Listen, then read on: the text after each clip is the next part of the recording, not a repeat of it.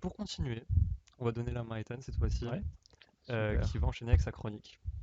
Bah écoutez, pour ce soir, pour cette première chronique en live ici à Epitech Strasbourg, je vais vous proposer en fait un petit jeu. Je me suis baladé récemment sur Kickstarter et j'ai sélectionné plusieurs projets que je trouvais pertinents. Et en fait, vous allez voir des images, vous allez devoir essayer de deviner l'objet, quelle est sa fonctionnalité, à quoi il sert, et aussi essayer d'estimer un prix. Et donc, chacun son tour, on va faire un petit tour de table. Vous allez dire en fonction de ce que vous voyez, qu'est-ce que vous pensez à quoi ça pourrait servir et son prix. Et il y aura un point si vous devinez à quoi sert l'objet et un point si vous devinez le bon prix. Ok. Bon, pour le prix, il y aura à chaque fois des approximations, mais voilà. Et après, dans un second temps, bah, pour chaque objet, une fois je vous ferai le petit reveal et je vous expliquerai à quoi ça sert. Ok, Ok, Voilà. hâte de voir ça. Donc, voilà le premier objet. Je- Waouh.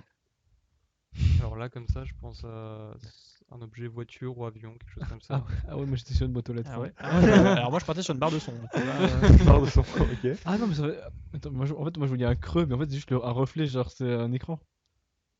Ah ouais, je sais Ah pas. ouais. Ouais, j'arrive pas à savoir si Ah c'est ouais. genre un trou et on est brain à cause de l'unité ou c'est vraiment juste un écran, genre. Il y a un côté prompteur aussi avec la petite truc translucide là qui dépasse Mais en fait, j'arrive. en bas. Ma grosse interrogation, c'est qu'il y a un trou ou non, c'est quoi l'espèce d'encoche là en bas à gauche genre Est-ce que ça sert à passer des choses ou... tu récoltes quoi tu sors quoi de là Ok, Alors, ça, je donc sais on pas. est quoi sur un module pour voiture, avion, Ouais, quelque chose comme ça, ouais. une barre de son? Mais pour moi, on est dans l'audiovisuel en tout cas.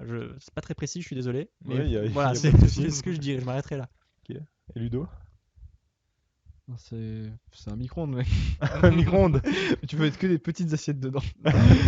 Ouais. Ok, et sur un prix? Bah, du coup, comment ça passe que c'est euh, En fait, bon, c'est compliqué en fait ton jeu parce qu'on sait pas du tout à quoi sert l'objet donc. Ouais, 299. C'est là où l'aspect design peut influencer Mm. sur Ouais, moi je dirais 299. 290, ok. Bon, bah, si je reste dans ma logique, module d'avion et de voiture, c'est au moins 1000 euros, donc Ok. on va sur 1000 euros. Bon, ouais, je pars sur de l'autre côté, un 120 balles. 120 balles, ça marche. Bah, je laisse la régie passer sur la slide suivante. Donc en fait cet Ah ouais. objet s'appelle le Soul RS. En fait c'est un petit module qui peut s'installer sur des casques de vélo, de moto et de scooter. Donc les casques 2 en 1 ou intégral. Et en fait c'est un Ah. module, on peut le voir je pense juste en haut, c'est des petites fixations Mm. qui permettent de s'installer sur tous les casques, c'est universel. Et la petite encoche en fait c'est pour faire de la réalité augmentée. Et en fait ça permet à n'importe quel cycliste ou motard d'avoir un GPS intégré sans avoir un module à installer sur sa moto, son vélo avec son téléphone. Donc en fait, c'est, si on veut, un affichage tête haute, mais pour les cycliste, cyclistes ok. et les motards. Giga cool. Ok, Voilà. Ok. c'est Et incroyable. son prix de sortie de vente, quand ils arriveront à conclure, à finir le projet et la production, ça sera 283 euros. Donc je pense que le plus proche, Ouais. c'était Putain, Ludovic. en plus en disant que c'était un micro-ondes, c'était grave proche, donc je suis content de gagner ce Vraiment, point-là. Par contre, sur deviner à quoi servait l'objet, bon, Ah non, ça c'était plus compliqué. Ouais. ok. Du coup, ça sera commercialisé. T'as des chiffres là-dessus Normalement, là, ils sont dans la fin. Ça devrait être commercialisé d'ici mai, à peu près. Ok. Et actuellement, si on le commande sur Kickstarter, on a 30% de réduction et on peut recevoir l'objet. Ok. Ou pas. Ou pas. Faut Effectivement, le gérer.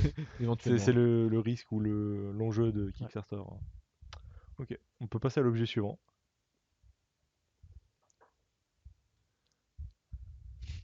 C'est un siège pour très grand bébé. Ouais, c'est ça, c'est un réhausseur le truc. C'est un réhausseur pour siège de gaming, non? Je sais pas. Alors là, sur le coup, Vidéo je sur dirais siège gaming. un siège de massage ou quelque chose comme ça. C'est un siège de gaming que tu mets sur le sol. Sur le sol. Un Ouais, siège gaming tiens sur aussi. le sol. Mais en fait, il y a les ceintures là sur le côté. Est-ce que c'est un stature ou c'est genre des accoudoirs? Ah ouais, genre un coup un peu Ouais. élastique. Mais comme ça, tu peux c'est poser, comme ouais, ça sur ouais, ta ouais. chaise, c'est bizarre. Ah, c'est pas complètement déconnant. Ok. Peut-être que tu peux genre tu te mets ton coude et tu peux le baisser genre. Ouais, c'est ça. Mm. Attends, faut réfléchir à un truc beaucoup plus out of the box parce que je pense qu'on a. Parce qu'une chaise gamer Ouais, non, mais c'est ça là, c'est trop évident. Enfin, c'est évident, on peut dire, mais. euh, Ça dit quoi dans le chat? Peut-être quelque chose pour le bien-être aussi, vu les D'accord, formes on que ça a. a Portable Gaming Chair. Ok. N'hésitez pas à réagir d'ailleurs sur le chat si vous avez des idées de ce que ça pourrait être. N'hésitez surtout pas. Ouais, je pense qu'on est quand même sur un truc de siège de gaming, un truc dans le genre. Mais ouais, pour moi, je reste sur mon réhausseur. J'aime bien l'idée, même si je vois pas l'intérêt des sangles. Ok, ok. Mais c'est un rehausseur pourquoi? C'est un rehausseur pour chaise gaming. Ouais. Ouais, Un rehausseur pour je- Genre chaise c'était gaming. c'était trop petit. Oh je sais, c'est bon, j'ai j'ai une idée qui sera pas ça et je serais super content de l'avoir. Vas-y. C'est un truc pour transformer une chaise qui n'est pas gaming en chaise gaming. Ah ça se tient, ouais, ouais, c'est ça pas se mal. tient. Ok. Et au niveau du prix, pareil là c'est uniquement sur Bah, subjectif sur le plan je dirais design, sur 250, quelque chose comme ça. Ouais, 250. j'aurais dit la même, ouais, on va dire 200, on peut pas dire la même. Mais... 90€. 90€. Ok, je laisse la régie. Ok, bah Ok. du coup cet objet s'appelle le Lifton Lombard, donc son prix de sortie sera de 120€, donc c'est encore une petite Bah, devis décidément, ouais. le plus proche. En fait, qu'est-ce que c'est? C'est un siège qui a été développé par un médecin qui s'adapte sur n'importe quel type de siège, que ça soit le siège de voiture, une chaise de cuisine, votre siège gaming également. Et en fait, ça a été développé pour avoir la posture la plus adaptée à votre corps en fait. Donc ça a vraiment été développé par un médecin. Et l'intérêt de ça, c'est il y a beaucoup de chaises gaming qui vendent, ou les chaises ergonomiques qui vendent le fait que bah, vous pouvez tout configurer. Mais au final, si on configure tout nous-mêmes, bah, on peut s'habituer à une mauvaise posture. Là, c'est vraiment une chaise qui est fixe, une assise fixe, qui a été étudiée par des médecins. Et son avantage, c'est que c'est adaptable partout et transportable partout en fait. Mais du coup, c'est parce qu'en fonction de la taille qu'on fait, c'est pas forcément complètement Ouais, et bien bah réglé. pour le moment, c'est un modèle unique pour des standards, pour des gens, on va dire entre 1m60 et 1m85. Ok, Mais à but, si le projet Kickstarter va plus loin, c'est proposer en fonction des tailles, des modèles S, ok, ouais, L et XL. ça fait sens. Voilà. Et c'est transportable partout, dans sa voiture, sur sa chaise de bureau, pour éviter de se casser le dos. Très content Ok. d'avoir eu environ 10% de la réponse. Ouais, c'est ça. Ouais. Mais il y avait de l'idée dans le sens Ouais, portable à nous gaming tous, on était chair, pas très c'est loin. Portable chair. portable lui, mais le reste. Ok, on peut passer à l'objet suivant. Ok, Bon alors j'aurais dit courage. une machine à café au Ouais, départ, mais en moi fait aussi, non. ouais. Non, pas du tout. On est sur un truc qui imprime en 3D, je pense. Ah ouais? Ah, moi je vois pas ça, hein. Ouais. Moi je vois toujours une machine à café, hein. Après je me dis pourquoi il y aurait un ventilateur derrière une Ouais. machine à café. Bah justement pour mettre la pièce à l'intérieur qui est pas là, mais genre c'est un truc qui chauffe.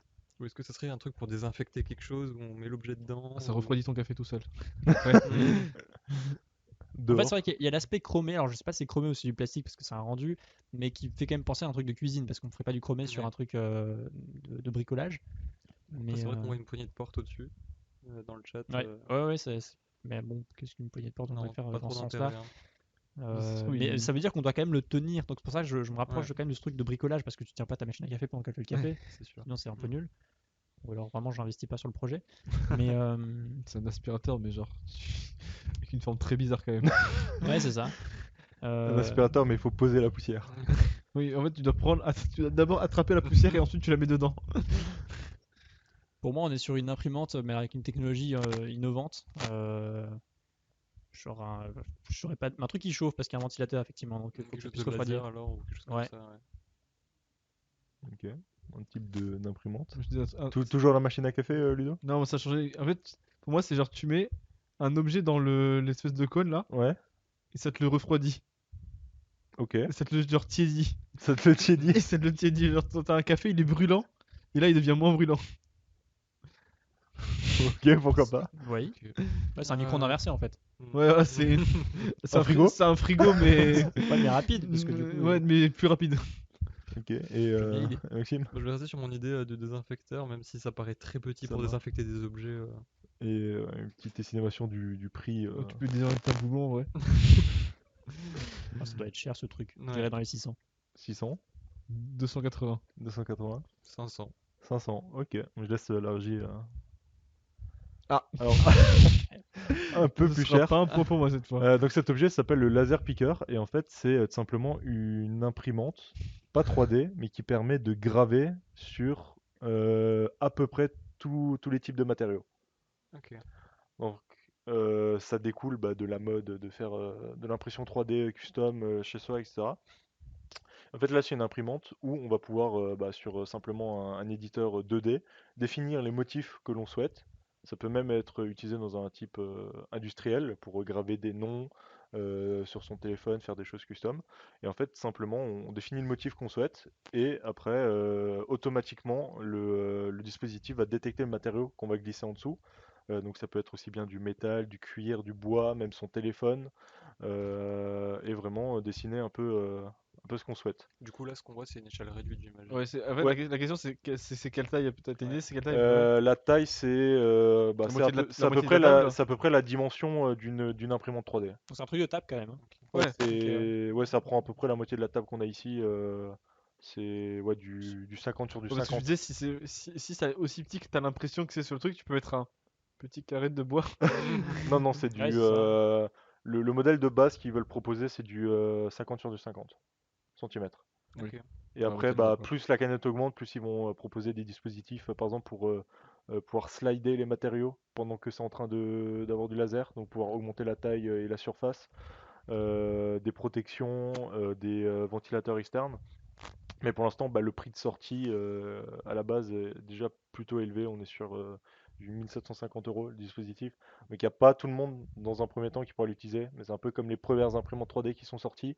Il y a très peu de gens qui pouvaient se le permettre de l'acheter. Et après, ça s'est démocratisé et c'est devenu de moins en moins cher. Yeah. Euh, ok, on peut passer au dernier objet. C'est un objet qui parlera un peu plus au tech. C'est Je une je clé pense USB. que Voilà. c'est une clé USB et genre tu mets un fichier texte dedans et ça écrit, t'affiche ce qu'il y a sur le fichier texte. Si c'est ça, c'est super drôle, hein, mais ça sert absolument à rien. Et dans ce cas, ça vaudrait 5 euros. Mais Ouais. non, je sais pas. Qu'est-ce que ça pourrait être? J'imagine que c'est une clé USB qui fait du debug, genre avec des tools d'analytics dedans. On peut récupérer des infos sur l'ordi, un truc comme ça. Ok. Là,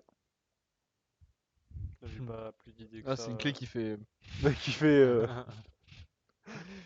Euh... une clé USB chère. Ça met ton nom dessus en fait. Dans le chat, une clé USB qui cache les fichiers sensibles en fonction du PC. Ouais, On se rapproche?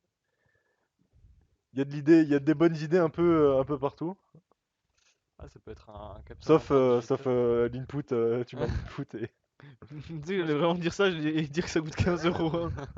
Ça peut être une clé que tu branches, ça récupère les fichiers automatiquement de l'ordi, genre un Mais truc la, de la- hacking. la question c'est est-ce que genre le Hello il est juste écrit dessus ou est-ce qu'il y a vraiment un écran où il y a écrit Hello? Je pense qu'il y a un écran quand même. Ouais, je pense aussi. Parce que c'est très cheap si juste Ouais, écrit Hello sinon, dessus. sinon ça vaut vraiment même 2 euros seulement. Vraiment. C'est un porte-clés le truc. Mais du coup, dans le cas où tu caches juste des fichiers, pourquoi il y aurait juste écrit un vieil écran qui écrit Hello?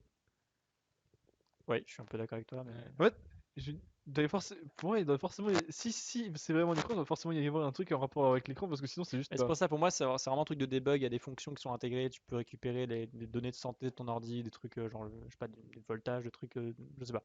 Pour moi, c'est un truc de diagnostic de PC. Ok. Et pour estimer le coût à peu près de cette clé USB, Je dirais dans les 50-60 peut-être. 50-60 €. Ouais, Ok. là, juste au visuel, sans savoir ce que c'est, je dirais 30 euros, quelque chose comme 30 ça. euros. Je vais faire 15 balles. 15 balles, ça marche. Je laisse la régie faire le reveal. Et bah, du coup, c'est encore Ludo. C'est encore Ludo qui a raison sur le prix.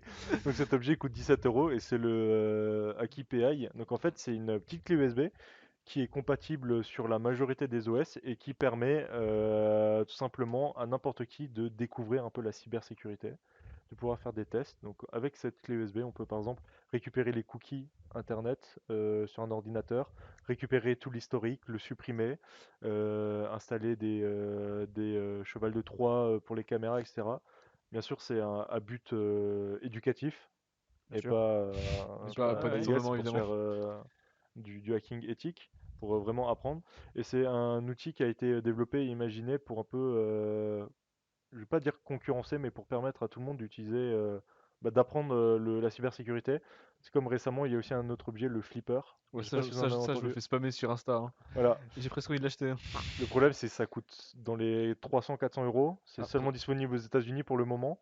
C'est Mhm. un objet assez cher, en rupture de stock en plus, qui permet à peu près de faire les mêmes choses, mais avec des fonctionnalités en plus, de l'infrarouge, aussi contrôler l'ouverture et la fermeture de sa voiture. Moi j'ai vu des dingueries avec, hein.